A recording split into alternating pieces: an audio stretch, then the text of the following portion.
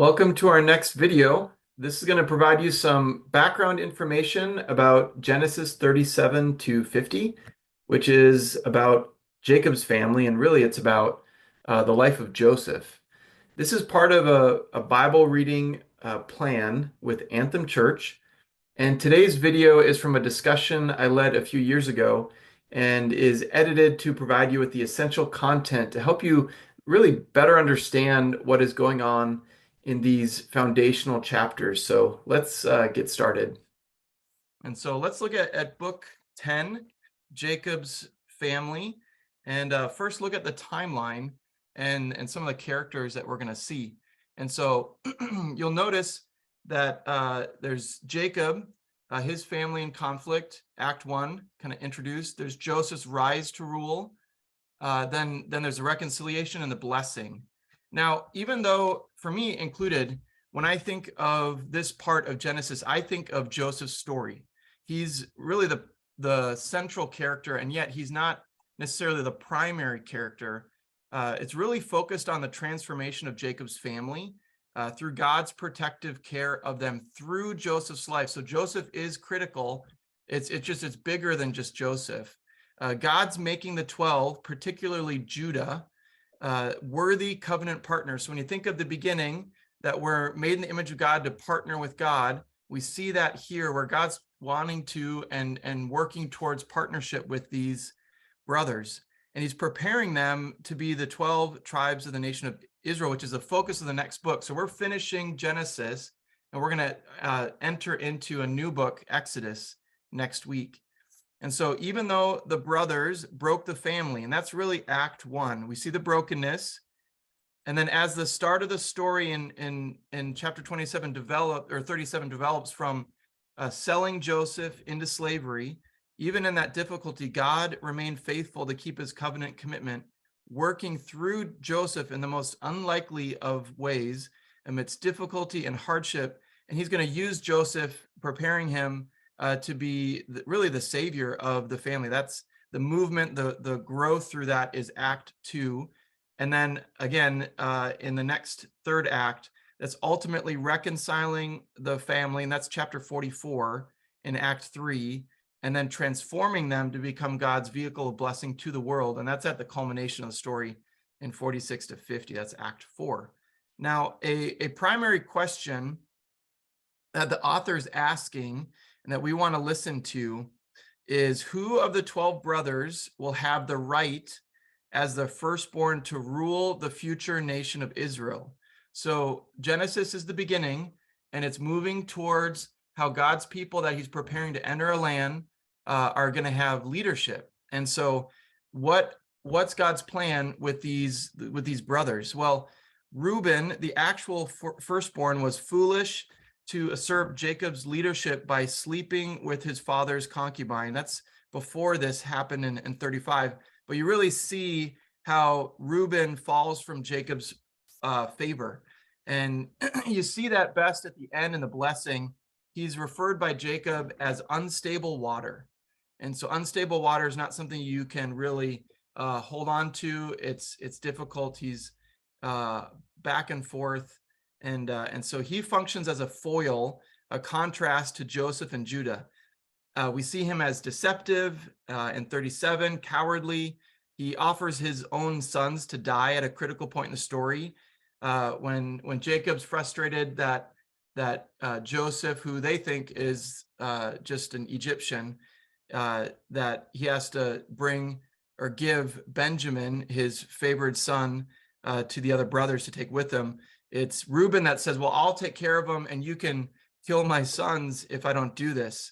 And so I mentioned that because that's later a contrast with how Judah responds. But we really see a lot of deception and cowardly behavior from Reuben. So Reuben's not going to be the leader. And then we look to the next two. It's Simeon and Levi, and they already disqualified themselves when they overreacted to what happened to their sister Dinah in chapter 34.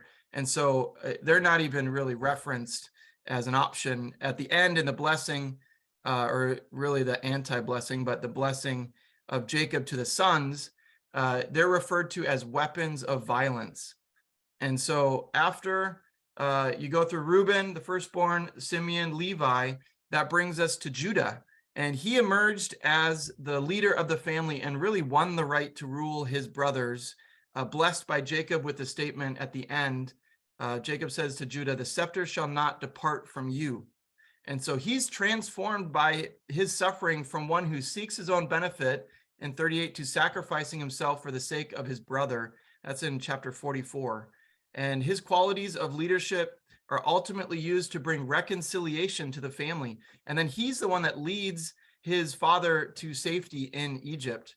And in fact, this is what I find is so interesting, is that even though Joseph is really the prominent character in the story, you see his movement moving the story along, his life moving the storyline. In the end, Judah, in a way, shows more sensitivity than Joseph for his father. He's the one sent ahead to prepare Jacob for reuniting with Joseph. That's in 46. And then how earlier, if you remember that impassioned speech in chapter 44, that was really a turning point.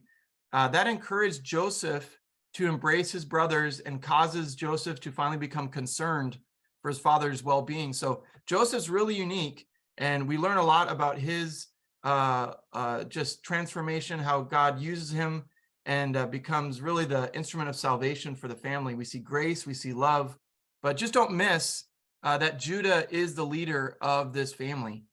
And so Judah's the leader. He's going to be the lineage of Christ in the story of the Bible. And so once again, God chooses a younger brother to rule over the older, which just reminds us the point that God's sovereign will is accomplished to his good pleasure. So that's how the reader would receive that. It's not what's culturally acceptable. It's not conventional.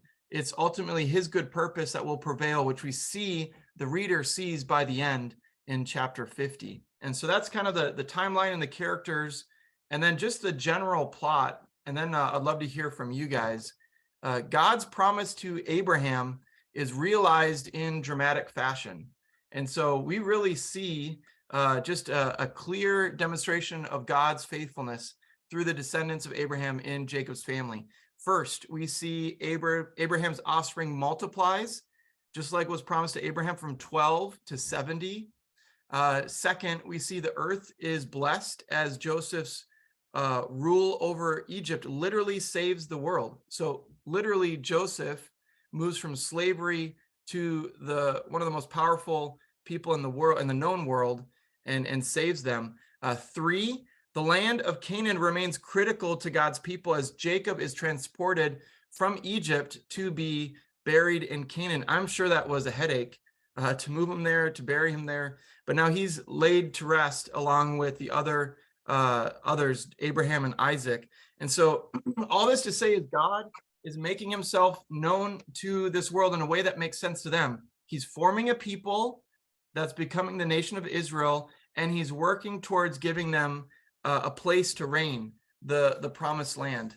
Now, just a couple more thoughts, and then I'd love to hear from you guys. A primary theme, and this is huge for the book of Genesis, is God's blessing of goodness to the world is restored by God's transformation of his people through Joseph. So the family was shattered by folly, rivalry, and yet behind the scenes, we see a reminder that God's with Joseph. Joseph mentions God's presence. We later hear the struggle with the brothers as they reference what God is doing. So God is working behind the scenes towards restoration against all odds. The father's favoritism, sibling rivalry, selling Joseph into slavery, the cover-up. God used all of that to bring about his goodness, which was our Creator's original intent. If you remember in Genesis 1, the very beginning, God created everything good. Okay, and then what happened at the end? Joseph summarized the theme well in Genesis 50:20, saying about God that that to the brothers, he says, "You intended to harm me, but God intended it for good to accomplish what is now being done, the saving of many lives." So you see that restoration of God's goodness in the world through the people that he's working through the ups and downs, but he's working towards this kind of recreation through them. Now, one literary pattern that will help kind of see God's sovereign hand in this is this series of pairings. And really what all of this does is as you kind of work through this, you see a pivot in the middle in Genesis 44 to 45 on the reconciliation of the brothers. And so this striking symmetry that you see of the two dreams, the two women seducing two men, the two sets of dreams to interpret, the two sets of two plans, like you go through this, all these pairings. What that does is it subtly points to the unseen hand of God's providence. And so again, that recreation from chaos to order, just like at the creation story in Genesis 1, where God brings order out of chaos, forming the earth. He's in a subtle way forming order in this what seems to be chaotic situations that are happening. He's really recreating his goodness through his people. And so this is just showing his providence. But again, we see God's goodness restored, but we're still waiting for that wounded healer, that wounded victor of Genesis 3, when he'll deal with the serpent and our problem of sin. And so the story is going to need to continue. So I want to look a little bit more into the first act, which I'll just mention here. It's really the dysfunction of the family. And so Joseph, he's entering this story as a central character. He sets a stage for God's providence, where he's going to deliver the nation of Israel through him. Now, Joseph is a Christ figure. He is depicted as morally good, but we do see some immaturity in 37. He's tattling, he's boasting.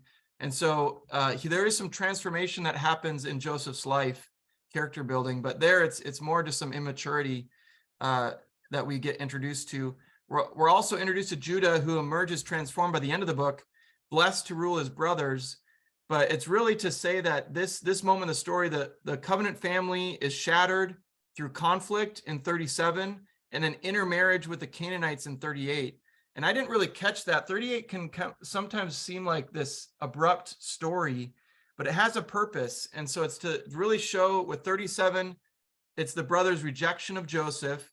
And then 38, it's Judah's rejection of his family to live among the Canaanites, which just highlights how impoverished this family is. So with 38, though, this is really fascinating to me that I learned. It feels disconnected. You hear Joseph, and then it's Judah, and then it's Joseph for a long time. But the narrative time covered in chapter 38 is just over 20 years.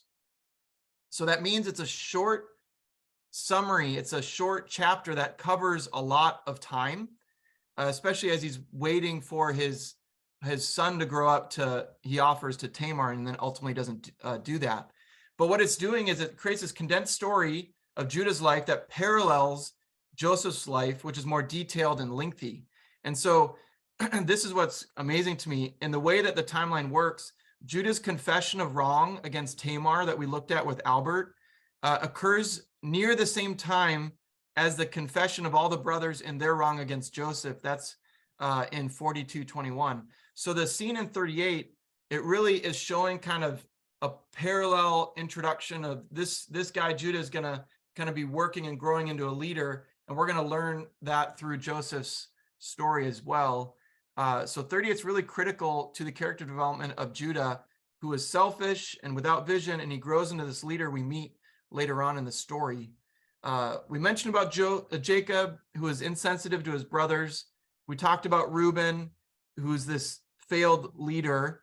But the key words you want to see here is hate in verses 37:4, 5, and 8, and jealous in 37:11. So there's a real escalating hatred. And this is a part that I just want to bring out for you, Albert, that we really see in this fourth generation of Abraham's family.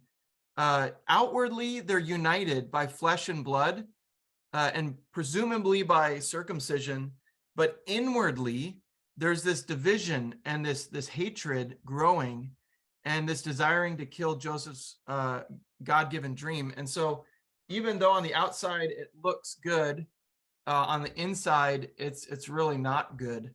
And so Act 2, we really see the setting shift to Egypt. So we're no longer in Canaan, and it's about Joseph and his struggle with the imperial power with Egypt, and then the triumph over it the struggle being the it. So he triumphs over struggle through his sterling character that you talked about, Judy, and then that charismatic ability to interpret dreams. Like he had a gifting there. And so the narrator masterfully builds tension around the hope that little by little you see this hope, and it's this pattern that's developed through this pattern of exaltation and humiliation. You see that first in Potiphar's house, where he's seen to be faithful, and so he's raised up, and then he's wrongfully accused, so he's lowered again, and then he's in prison, and he's successful, so he's raised up again, and he interprets dreams, but then they forget about him, so he's lowered again. And so you see that exaltation, humiliation, but it's giving a sense of hope that even in the humiliation, God's working, God's with him. And then the closing scene breaks the pattern with an incredible exaltation of Joseph to be what, the second, third highest man in Egypt, in the known world. So when you think about the story arc that promised to Abraham to be a blessing, to bless the world, we're seeing that in Joseph. And this is the best part, and this is what Judy brought out too, is what does Joseph do?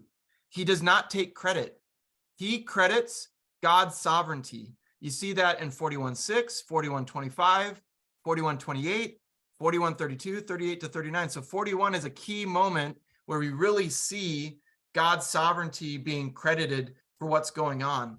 And that's that stabilizing truth after the ups and downs of Joseph's rise to power. The other part in terms of the character development of Joseph is we see his character grow. So again, in 31, some immaturity, but quickly we see just his character developing through this sense of just righteousness, this piety towards God, the loyalty towards those who trust him. You know, especially in prison, you think about he's in prison and he's trusting these guys who end up not really fulfilling their commitment, you know, their willingness to help him when they're given the chance. You know, he just languishes in prison, but he's still loyal and faithful. You see the gift for interpreting dreams, his discernment, his wisdom, and his strength of character. This is the best part. The strength of character is what we talked about with Judy earlier. It's so evident that Pharaoh, who's seen as a god, is recognizing the Spirit of God in Joseph. And so the Lord was with Joseph. Joseph gave credit to God. God gave him success, which ultimately led to the salvation of God's people and the known world. So it's not a success for his benefit. Like Joseph is about other people. He's always helping other people. He's thinking about other people. And so let's look at Act 3. This is 42 to 46:27. So this is the reconciliation. So Act 3, the setting shifts back and forth between famine in Canaan and the food in Egypt. Joseph is using his power. He struggles with his brothers. So you see the humanity of Joseph. He's struggling. You see the emotion. And he's cooperating with God's providence to refine the brothers to love one another. And so the brothers' transformation, again, that's what this is about. It's not, Joseph's an instrument. The brothers' transformation begins when they confess their sin against Joseph. 42:21 to 23 is such a critical moment in the story. I'm going to just look at this really quick. 41:21 to 23. They said to one another, "In truth, we are guilty concerning our brother, in that we saw the distress of his soul when he begged us." This is the brothers kind of talking to themselves. That is why this distress came about us. Reuben, you know, he kind of gets defensive. But then 23, it says, they did not know that Joseph understood them, and he wept. And so you see this confession that parallels the confession of Judah with Tamar. And so this now is going to culminate then, this transformation is going to culminate when Judah offers himself as a slave in Benjamin's stead for the sake of his father. And that's in 44 verses 33 to 34. This is the best part. He says, now this is after all the testing, and now Benjamin is the one that's caught and is supposed to stay. And so what does Judah do? He says in 33, now he's saying this to Joseph, "Therefore, please let your servant remain instead of the boy, Benjamin, as a servant to my Lord, and let the boy go back For how can I go back to my father if the boy's not with me? I feared to see the evil that would find my father. So again, you see that play of evil and good in the story, and how Judah stands up for what is good. And so as a result of this, you see the family reconciles, and they migrate to Egypt, and the struggle ends. And then at the end of that, you see how the narrator presents a genealogy of the 70 family members to celebrate God's provision. And so you might be wondering, why is there this genealogy there after it? Well, that's where it's to celebrate what's going on in terms of God's provision. That should be in, I think, 46, at the end of 46. So it's to really culminate that. Look at all the people that have grown to become the people of Israel. Now, Judah's the hero of Act 3. His entire speech is like the culminating point of this story, this act. And you really see the deep empathy for his father as he's talking to Joseph. It's really the climactic moment, maybe even in the book of Genesis, where he reaches Joseph's heart. And it's through that there's reconciliation. So Judah is the instrument to really kind of be a catalyst for Joseph to reconcile. So see how Judah's leading the family. And he's transformed from this selfish man who's separating from his family in what was it, 38, to now he's this sacrificial, loyal man used by God to influence and lead God's people towards God's good purpose. So huge moment in the story. And then, of course, Joseph, the primary character here, we see Joseph give up his knowledge. He's aware of what's going on. And at the moment where he hears that compelling message from Judah, he gives up his power, which he was really using to control his brothers, and now he wants the embrace of intimacy with them. And so for the first time, Joseph can be authentic. He was this estranged brother, and now he can discard the facade, and he can freely express his emotions, which you see time and time again, just the weeping and the sadness that he's working through for the family that he loves. And what's incredible about this moment is how Joseph, like the narrator and like the reader, is able to stand above the story, and he views the story from whole, and he's able to reinterpret the hatred of his brother towards him, the slavery, the imprisonment, all of the pain and difficulty inflicted upon him. He sees it as part of God's design to bring salvation to his family, the family that he loves. And it's just a real sense of God's providence and the way that he's working through people. But really, you see that best from Joseph as he acknowledges that. And so chapter 46 to 50 is really the culmination. And so we're prepared again for a transition, not to the next family. So again, in Genesis, it's Abraham, and then Isaac's family, and then Jacob's family. So in Act 4, we're prepared for a transition now to Exodus, new story, new start. And so Genesis is finishing up. The family settles in Egypt, where they find salvation. They anticipate a future return to the promised land, so they're looking forward. The book draws to a close with the hope of the divine promise to be fulfilled. We see this best revealed in Jacob's blessings upon his kids, which looks to their descendants as tribes to settle in the land of promise, with Judah ruling them and the world. And so you really see this culmination where God fulfilled the promise to Abraham. He was fruitful. There's a growth in the family in number, and also there's a vision for this future land. And so it's a real encouragement for the reader to see the blessing that's given to these really tribes of Israel that you're going to really get to know in Exodus. The two major players in this act are Jacob and Joseph. And this is what's interesting. Jacob, who fought his way into life. Remember, when he was born, he was struggling. And you saw that struggle in his whole life, that he struggled with God. Well, now he departs his life just as dramatically as he entered, with what happens through the struggle and the transformation of his brother, or of his sons.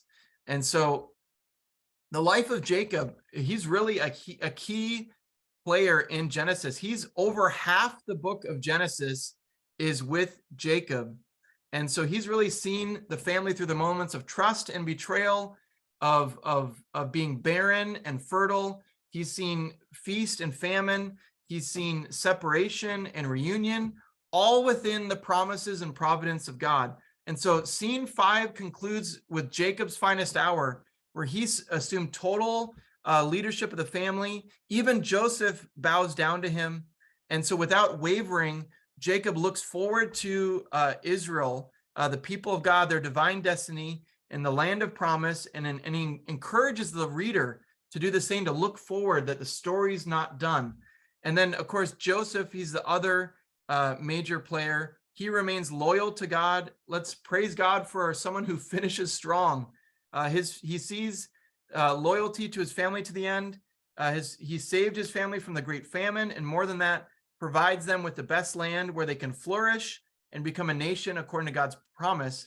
His loyalty includes forgiveness based upon his insight that God works even the evil work of his brothers that's against him. God is working to become useful and good for his purposes. And so at the conclusion of Genesis, we're still wanting to know that the wounded victor that was promised to deal with the serpent, where is he? Is he coming? So that continues to be an unanswered question in the Old Testament that we will ultimately see answered in Jesus. And then the other big question of Genesis: will God's promise to Abraham's family be fulfilled in God's people? Like, is that going to be possible through the ups and downs?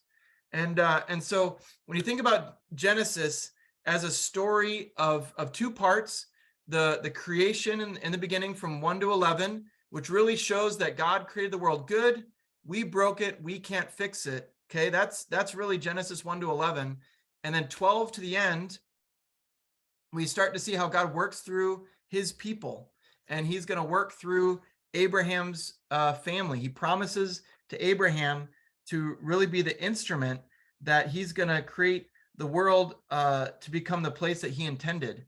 And so this is what I want you to notice. If you boil down Genesis to what the author's intending for us to read, Abraham's family, Jacob's family, and I should have actually said Abraham's family, Isaac's family through Jacob, and then Jacob's family through Joseph is really technically what we see. But we see through Abraham, it's all about faith. That is what faith looks like. If you want to know what faith is, look to Abraham. So Genesis shows us that faith in God will transform God's people. That's who we encounter through Jacob, his transformation. To what? To become a blessing to the world. That's what we learn through Joseph.